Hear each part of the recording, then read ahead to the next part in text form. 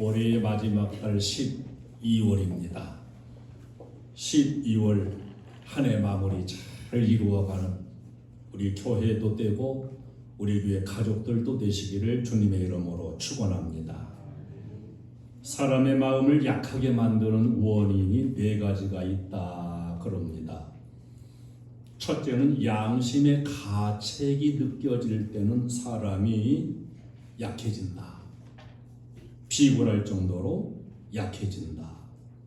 두 번째는 확실한 목적이 없을 때 사람은 약해진다 그럽니다. 무엇을 위해 살아가는 건지, 내가 왜 이 일을 해야 되는지 목적이 없을 때, 삶의 목적을 분명히 알 수 없을 때 사람은 약해집니다. 초지일관이란 말이 있어요. 처음에 먹은 마음을 끝까지 밀고 나간다는 거지요. 이 초지일관을 우리도 잊지 말아야 될 것입니다. 세 번째는 이기적인 생각을 할 때는 사람이 약해진다. 그리 떳떳하지 못하고 무언가를 섬기면서 봉사하고 이럴 때는 강해진다는 겁니다. 네 번째, 뚜렷한 결단성이 없을 때 이렇게 할까 저렇게 할까 상황에 따라 변하는 마음, 이런 마음은 약해질 수밖에 없다. 사실은 외골수 인생이 강하고요, 초지일관하는 사람이 강한 사람입니다. 유명한 힐렐이라는 납비가 있었는데 이 힐렐이라는 납비가 쓴 책에 이런 말씀이 있어요. 만일 내가 이 일을 하지 아니한다면 누가 이 일을 할 것인가? 만일 지금 하지 않는다면 언제 할 것인가? 만일 나 자신만을 위하여 이 일을 한다면 내 존재는 어떤 것인가를 물어라 그랬습니다. 이 세 가지 질문은 우리 생활 가운데 아주 중요한 겁니다. 내가 해야 될 일이냐? 지금 해야 할 일이냐? 목적이 분명한 일이냐? 이런 해답을 가지고 살아가야 한다는 거예요. 오늘 본문에 보면 예수님께서 승천하실 기약이 차감해 예루살렘을 향하여 올라가기로 굳게 결심하시고, 이 승천하실 기약 여기 안에는 십자가의 고난과 죽음도 들어있고 부활도 들어있고 승천도 들어있습니다. 이 일이 앞으로 올 기약이 점점 차가는데 예루살렘을 향해서 올라가겠다 굳게 결심하셨다고 기록을 해줍니다. 예수님께서 결심하십니다. 그분의 십자가의 죽음, 어찌 보면 우연하게 이루어진 일 같지만은 예수님의 십자가의 고난과 죽음은 절대로 우연사가 아닙니다. 어쩌다가 일이 잘못돼 가지고 십자가에 죽으신 것도 절대 아닙니다. 이 십자가의 고난과 죽음은 예수님께서 스스로 선택하고 결심하신 일이었습니다. 결심하시고 끝내 관철시키시고 십자가에서 피 흘려 속죄의 완성을 이루십니다. 여러분, 우리 신앙이라고 하는 것은 어떤 면에서는 결정이고 결심입니다. 인생살이도 마찬가지예요. 결단, 결심이 필요할 때가 있습니다. 예루살렘으로 올라가시는 예수님의 이 결심의 모습을 보면서 이 결심의 아름다운 그 마음가짐 우리도 본받을 수 있게 되기를 바랍니다. 예수님은 다 아시고서 결정을 하셨습니다. 예루살렘에서는 이미 바리새인들이 예수가 이번에 예루살렘에 올라오면은 잡아서 죽이자, 이렇게 예수님을 죽이기로 결정한 회의를 다 마쳐 놓고서 기다리는 중입니다. 이 사실을 예수님은 아셨어요. 제사장들에게 핍박을 받을 것까지도 다 아셨습니다. 그러면서 올라가십니다. 빌라도 총독의 법정의 재판 과정이 있긴 하지만은 이 빌라도 법정의 모순까지도, 죄 없는 사람도 죄를 뒤집어 씌우는 이 모순도 다 아셨습니다. 십자가를 지는 사형 언도를 받으면 십자가 지고 골고다 언덕을 올라가고 십자가에서 못 박히고 거기서 사형이 집행되고 모든 사람들로부터 조롱받고 이런 고통과 수요까지도 다 아셨어요. 다 아시면서 예루살렘을 향해 올라가시기로 굳게 결심하시고 올라가시는 그 모습을 오늘 본문에서 기록해주고 있습니다. 이 사건의 모든 그 자체와 사건의 의미와 사건의 결말까지 예수님은 확실하게 아시고서 결심을 하신 거예요. 여러분은 여러분 앞길에 대해서 얼만큼 아십니까? 파이널 데스티네이션, 마지막적인 운명, 나의 미래적인 결말, 여러분 얼만큼 알고 계세요?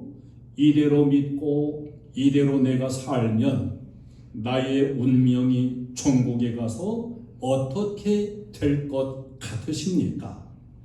이 마지막 그 운명적인 것, 결말적인 것, 이걸 볼 수 있고 이걸 알 수 있어야 됩니다. 예수님은 모든 사실을 종말까지 아시고 예루살렘을 향하여 올라가십니다. 무지할 때 나타나는 용기는 만용이라 그래요. 참된 용기가 아닙니다. 확실하게 알고 결정한 것이라야 진정한 용기가 되는 것입니다. 우리들도 우리의 미래를 믿음 안에서 영적인 눈으로 바라보며 그야말로 내가 이대로 살면, 내가 이 믿음 가지고 살면 나의 미래는 어떤 결말이 이루어질 것인가까지 내다보면서 살 수 있는 이런 지혜를 우리가 가지고 살게 되기를 주님의 이름으로 축원합니다. 예수님은 기약, 타이밍을 아셨습니다. 승천할 기약이 차감해 이 승천은 십자가의 고난과 죽음을 겪고 그 이후에 부활의 과정이 지나고 40일 지난 이후에 하늘로 올려가시는 그 승천, 이 기약이 지금 차가고 있다. 모든 일에는 타이밍이 있습니다.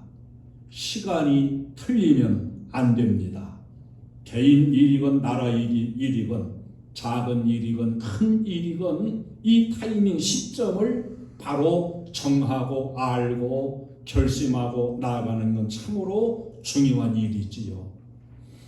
우리가 이 타이밍을 맞출 때에 먼저 중요한 것은 하나님의 시간, 하나님의 스케줄을 먼저 알고 거기에 맞출 수 있는 자세가 되어져야 됩니다. 하나님이 어떻게 역사하고 계시는가 그것을 알고 하나님의 시간 그 타이밍에다가 나를 맞추는 거예요. 이제 구약 성경에서부터 오래오래 예언되어 내려와진 구속사적인 예언들, 메시아가 오셔서 구속을 완성하시고 인류를 구원하시는 그 구속사적인 역사가 구약 시대부터 쭉 예언되어 왔습니다. 메시아에 대한 그 많은 예언들이 오늘 이 시점에 와가지고 예수님을 통해서 예수님 안에서 이 예언들이 실현이 되는 이런 아주 중요한 타이밍, 그 기약이 지금 차간다는 거예요. 성취되는 시간, 하나님의 스케줄, 하나님의 타이밍을 예수님은 바로 아시고 그 기약이 차가는 걸 아시면서 더 미룰 수 없는, 그래서 예루살렘으로 올라가기로 굳게 결심하시고 올라가십니다. 하나님의 이 타이밍을, 시간을 알고 그 다음에는 나에게 주어져 있는 짧은 시간과 나의 타이밍을 우리도 알고 살아야 됩니다. 여러분은 남은 시간 얼마나 많이 갖고 있다고 생각하시나요? 육체의 남은 때가 얼마만큼이라고 생각하십니까? 내가 가지고 있는 건강이 얼마만큼 남아 있을까? 내 마음대로 돈을 쓸 수 있는 시간은 얼마나 될까? 이러한 시점을, 이 타이밍 기약을 잘 알면서 계획을 세우고 나아가야 됩니다. 이걸 알지 못하면 다 열심히 모아놓았다가 쓰지 못하고 그냥 허망하게 끝나는 인생이 너무도 많이 있기 때문입니다. 내 타이밍을 알고서, 그러면 이 시점에서 내가 해야 할 일은 무엇인가도 잘 살펴야 돼요. 학생들이나 젊은 사람들이 열심히 공부하고 열심히 일하고 이렇게 미래를 위해서 열심히 살아야 됩니다. 얼마 지나지 않아서 빈둥거리고 놀다가 보면 후회할 때가 반드시 올 수밖에 없습니다. 나이가 많이 들어지고 돋보기 안경을 쓰기 시작하면은 그 청명하던 정신도 가물가물해지고, 돋보기 안경을 끼고 본 책은 기억되는 게 없다 그래요. 노인들 가운데도 기억력이 좋은 분들이 있습니다. 없는 게 아니에요. 사람 이름도 어느 때 어느 장소에서 어떤 일이 있었노라고 아주 이렇게 똑똑하게 기억하는 그런 노인분들도 많이 있습니다. 근데 여러분 꼭 잊지 말 것은, 그 기억하시는 모든 것들은 옛날에 젊었을 때 기억해둔 것이라는 사실, 나이 든 다음에 기억해둔 것이 아니라고 하는 사실을 우리들도 잘 알아야 돼요. 연세가 들어가시는 분들 깜빡깜빡 안 해요? 깜빡깜빡 하는 게 정상입니다. 젊었을 때는 안 그랬잖아요.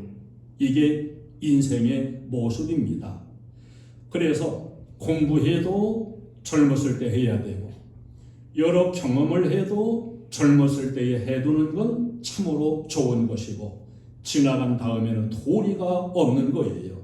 아무리 노력하고 애써 봐도 시간 지난 이후에는 다 소용이 없습니다.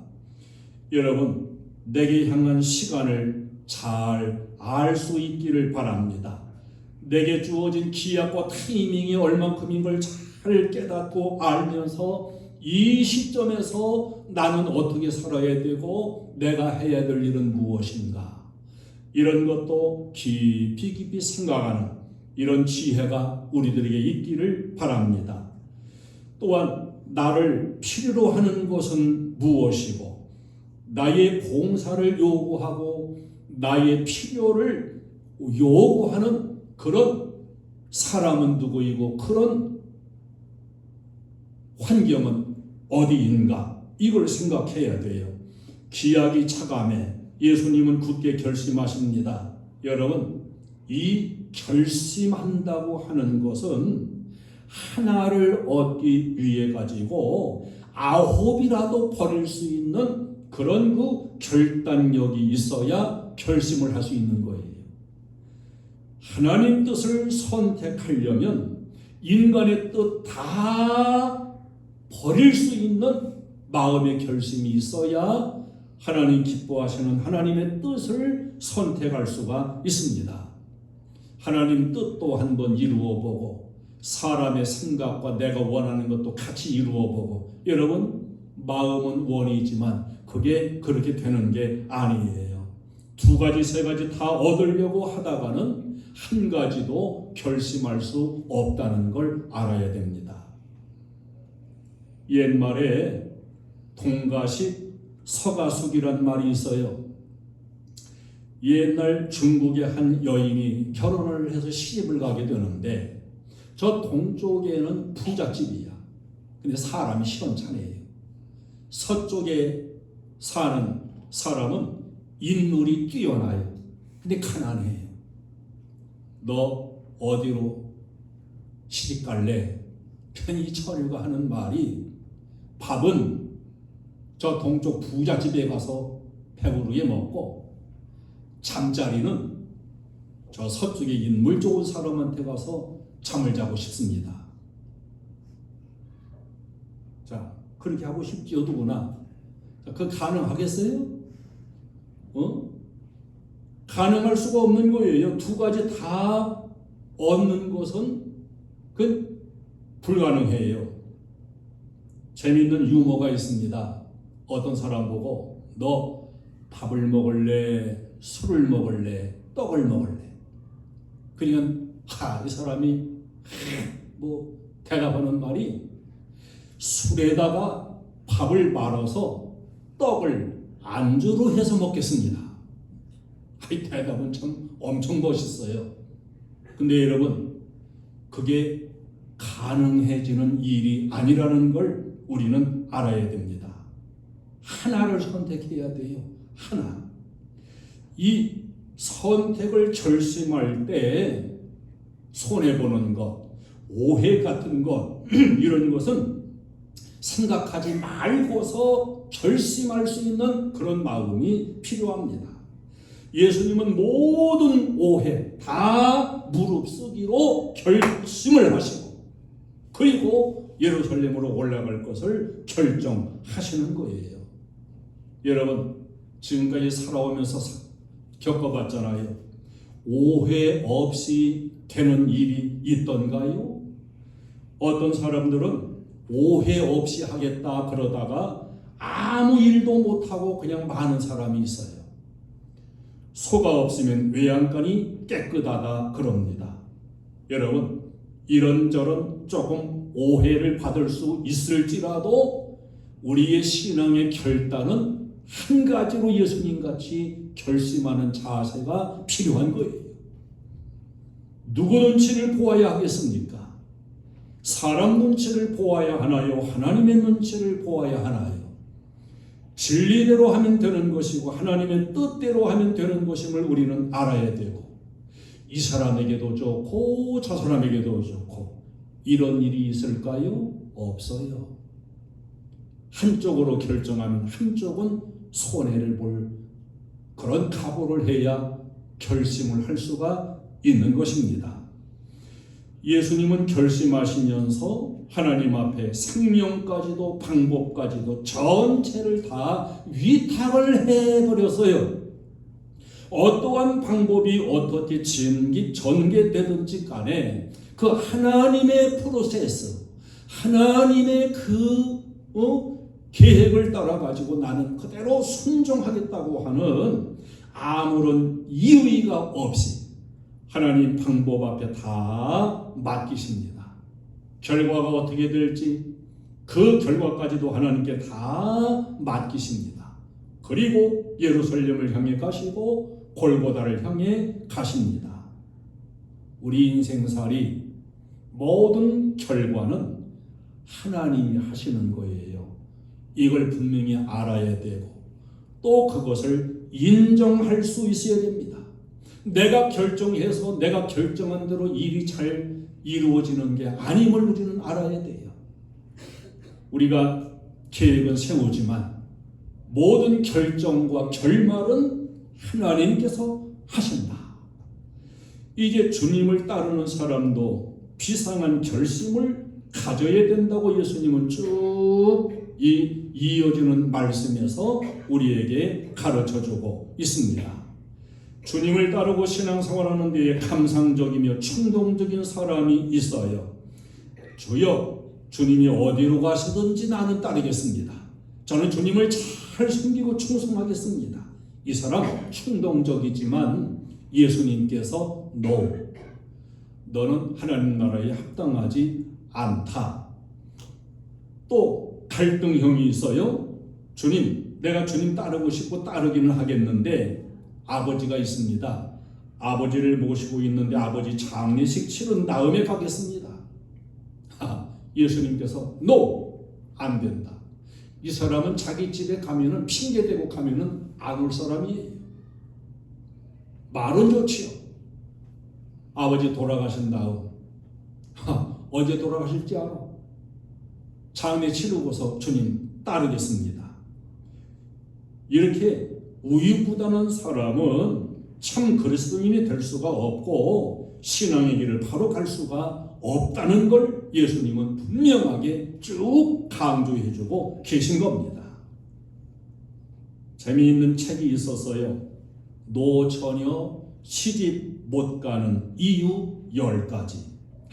들어보세요. 왜 노처녀가 시집을 못 가냐? 세상에 없는 남자하고 결혼하려고 하니까 시집을 못 간다. 자, 인물 좋고 학벌도 좋고 키도 크고 잘생기고 직장도 좋고 돈도 많고 거기다가 신앙도 좋은 사람. 여러분, 그런 사람 세상에 있는 줄 아세요? 없어요. 그건 착각입니다. 중요한 것 한두 가지만 맞으면 나머지는 그저 덮어놓고 맞춰가고 갖고 가고 이렇게 살아갈 그런 마음을 가져야 시집도 가고 장가도 가고 결혼하는 거지. 다 좋은 사람, 배경도 좋은 사람, 이런 사람은 세상에 없어요. 그래서 그런 사람을 찾는 노처녀는 시집을 못 간다.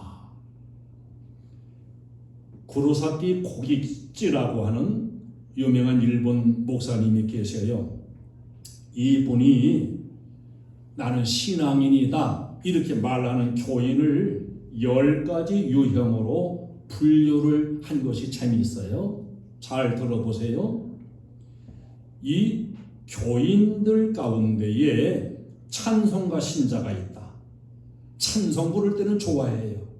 근데 참 신앙 가진 신자는 아니에요. 유전적인 신자가 있다. 아버지 어머니가 믿으니까 그저 따라다닐 뿐이고 믿음은 없다.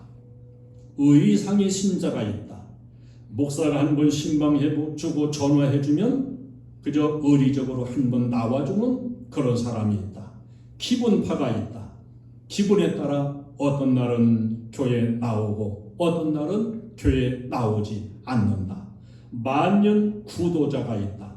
밤낮 성경 배운다 그러고 열심히 신앙생활 한다고 그러는데 신앙은 항상 제자리 걸음. 교회 떠돌이가 있다. 이 교회 저 교회 순례자인데 가보지 않은 교회가 없다. 다 가봤는데 왜 떠돌아다닐까요? 내 마음에 안 맞는다는 거지요.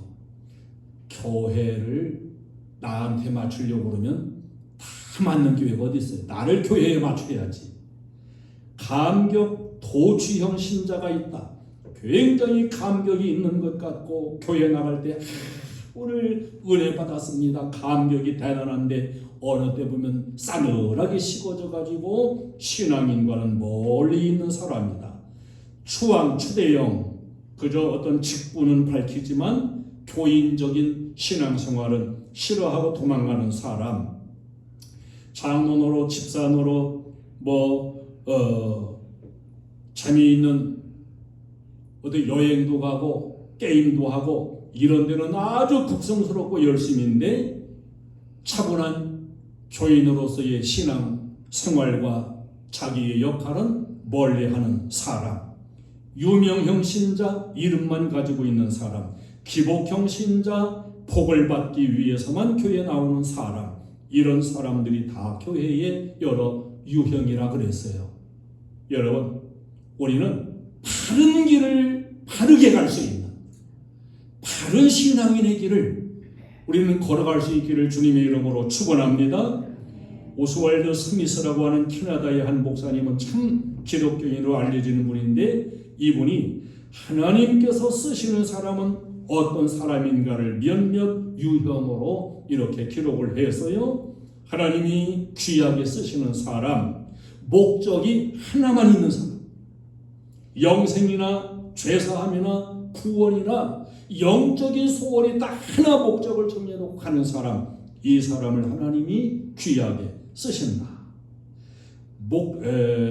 또한 장애물을 극복하는 사람, 신앙생활에 장애물이 없는 경우는 없습니다. 그러나 그 장애물을 잘 극복해 나아가는 사람, 온전히 헌신하는 사람, 기도의 체험이 있는 사람, 말씀의 은사를 체험한 사람, 간증과 메시지가 분명히 있는 사람, 성령 충만한 사람, 이런 사람이 참된 성도요, 하나님은 그 사람을 귀하게 쓰신다 그랬습니다. 여러분도 하나님 앞에 어차피 우리 인생은 안개와 같아요. 육체는 풀과 같아요. 영광은 꽃과 같아요. 다 시간 따라 시들어 가는 것이 인생입니다. 하나님 앞에 아름답게 귀하게 쓰임받을 수 있는 이런 하나님의 일꾼으로 살아갈 수 있기를 주님의 이름으로 축원합니다. 예수님께서 가신 길은 우리도 가는 길이에요. 예수님께서 십자가와 고난을 향해서 예루살렘으로 향해 가시는 그 길은 우리도 가는 길이고, 예수님이 최종 결심을 하셨던 것은 우리도 그렇게 결심력을 가지고서 주님을 따라가야 되는 길이라는 걸 보여줍니다. 우리들에게 있어서도 결심이 있어야 돼요. 결심력을 가지고 주님을 따라갈 수 있어야 됩니다. 신앙은 어떤 면에서 모험이에요. 또 어떤 면에서 결정입니다. 여러분, 아직까지도 여러분 마음속에 이럴까 저럴까의 갈등이 있습니까? 그 갈등을 밟아버려 예수님같이 하나님의 뜻을 이루는 길로 우리도 다 결심하면서 나갈 수 있기를 바랍니다. 예수님 가신 길 나도 따라가고, 그 십자가를 나도 지고 갈 때 예수님처럼 나도 죽음의 고난도 두려워하지 않고 결심하며 나갈 때 예수님과 함께 부활의 영광을 얻을 것이요, 예수님 계신 천국의 복락을 누리게 될 것입니다. 주저하고 계속해서 갈등하고 세상의 한 벌, 교회의 한 벌, 이런 상태에서 우리들도 벗어나가지고 결심을 단단히 해서 주님 가시는 길, 믿음의 길, 우리들도 결심 있게 달려가는 우리 행복한 교회 가족들 되어지기를 주님의 이름으로 축원합니다. 찬송을 드리겠습니다.